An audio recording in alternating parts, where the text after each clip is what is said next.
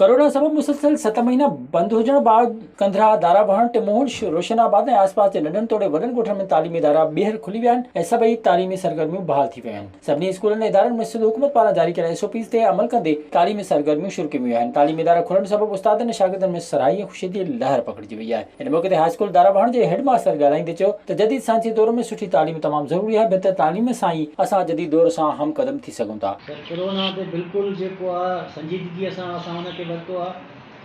हर तरह सां जेको आहे तव्हां पाण ॾिसो असां वटि ॿारनि खे मास्क पातल आहिनि।